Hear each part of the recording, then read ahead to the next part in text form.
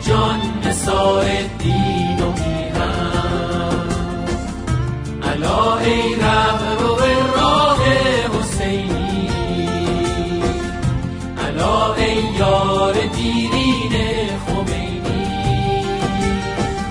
من و یاران به مهرت آی بندیم، به جز مهر تو دل بر کس نبندیم. همه عشقت به سینه جای دادیم، به پایت تا قیامت